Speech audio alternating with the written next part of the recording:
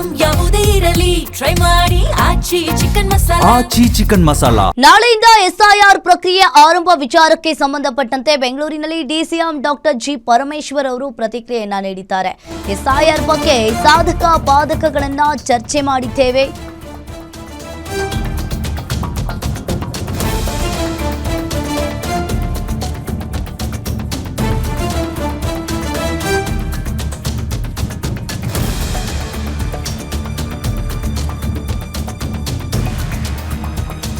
ನಾಳೆಯಿಂದ ಎಸ್ಐಆರ್ ಪ್ರಕ್ರಿಯೆ ಆರಂಭ ವಿಚಾರಕ್ಕೆ ಸಂಬಂಧಪಟ್ಟಂತೆ ಬೆಂಗಳೂರಿನಲ್ಲಿ ಡಿಸಿಎಂ ಡಾಕ್ಟರ್ ಜಿ ಪರಮೇಶ್ವರ್ ಅವರು ಪ್ರತಿಕ್ರಿಯೆಯನ್ನ ನೀಡಿದ್ದಾರೆ.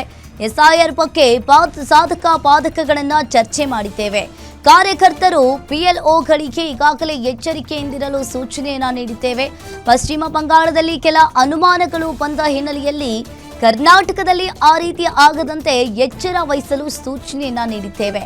ಪ್ರತಿ ತಾಲೂಕು ಜಿಲ್ಲಾ ಕೇಂದ್ರಗಳಲ್ಲಿ ವರ್ಕ್ಶಾಪ್ ಮಾಡಲು ಸೂಚನೆಯನ್ನ ಕೊಟ್ಟಿರುವಂಥದ್ದು. ಒಂದ್ ವೇಳೆ ಮ್ಯಾನಿಪುಲೇಟ್ ಮಾಡಿದ್ರೆ ಪಕ್ಷದಿಂದ ಹೋರಾಟಕ್ಕೆ ಪ್ಲಾನ್ ಮಾಡೋದಕ್ಕೆ ಸಿದ್ಧ ಅಂತ ಹೇಳಿ ಬೆಂಗಳೂರಿನಲ್ಲಿ ಡಿಸಿಎಂ ಡಾಕ್ಟರ್ ಜಿ ಪರಮೇಶ್ವರ್ ಅವರು ಹೇಳಿಕೆಯನ್ನ ನೀಡಿದ್ದಾರೆ. ಗೈಡ್ಲೈನ್ಸ್ ಇದೆ, ಅದರ ಬಗ್ಗೆ ನಾವು ಸುಮಾರು ಚರ್ಚೆಗಳನ್ನು ಮಾಡಿದ್ದೇವೆ.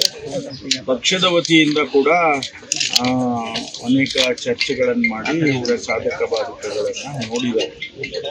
ಎಲ್ಲಿ ಮ್ಯಾನಿಪ್ಯುಲೇಟ್ ಮಾಡೋದಕ್ಕೆ ಸಾಧ್ಯತೆ ಇದೆ ಅದಕ್ಕೆ ಎಚ್ಚರ ವಹಿಸಬೇಕು ಅಂತ ಹೇಳಿ ನಮ್ಮ ಪಕ್ಷದ ಕಾರ್ಯಕರ್ತರಿಗೆ, ನಮ್ಮ BLAಗಳಿಗೆ ಎಲ್ಲ ಸೂಚನೆಯನ್ನು ಕೊಟ್ಟಿದ್ದೇವೆ.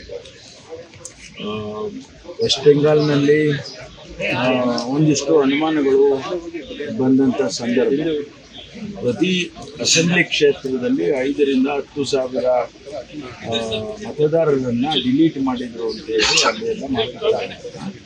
ಕರ್ನಾಟಕದಲ್ಲಿ ಆ ರೀತಿ ಆಗಬಾರ್ದು ಅಂತೇಳಿ ನಾವು ಎಚ್ಚರ ವಹಿಸಬೇಕು ಅಂತೇಳಿ ಇಡೀ ನಮ್ಮ ರಾಜ್ಯದಲ್ಲಿ ಎಚ್ಚರಿಕೆಯಿಂದ ಇರಬೇಕು ಅಂತೇಳಿ ಪಕ್ಷದ ಕೊಟ್ಟಿದ್ದಾರೆ. ಅದಕ್ಕಾಗಿ ವರ್ಕ್ಶಾಪ್ಗಳನ್ನು ಮಾಡಿದ್ದಾರೆ. ಪ್ರತಿಯೊಂದು ಜಿಲ್ಲೆಯಲ್ಲಿ ಮತ್ತು ತಾಲೂಕದಲ್ಲಿ ನಮ್ಮ ಏನು ಲೋಕಲ್ ಯೂನಿಟ್ಸ್ಗಳಿದೆ ಅವರಿಗೆಲ್ಲ ಸೂಚನೆಯನ್ನು ಕೊಟ್ಟಿದ್ದಾರೆ. ನಾಳೆಯಿಂದ ಎನ್ಯುಮರೇಷನ್ ಫಾರಮ್ಸನ್ನು ನಾಳೆಯಿಂದ ಕೊಡೋದಕ್ಕೆ ಪ್ರಾರಂಭ ಮಾಡ್ತಿದ್ದಾರೆ. ಅಲ್ಲಿ ಅವರು 11 ಕ್ರೈಟೀರಿಯಾಗಳಿದೆ, 13 ಕ್ರೈಟೀರಿಯಾಗಳಿದೆ.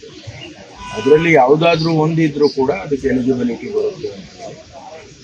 ಅವರನ್ನು ಈಗ ನಾವು ಅದನ್ನು ಎಚ್ಚರಿಕೆಯಿಂದ ನಮ್ಮ ಕಾರ್ಯಕರ್ತರು BLAಗಳು ಇರ್ತಾರೆ ಅವರನ್ನು ನೋಡಬೇಕು ಅಂತ ಹೇಳಿ ಸೂಚನೆ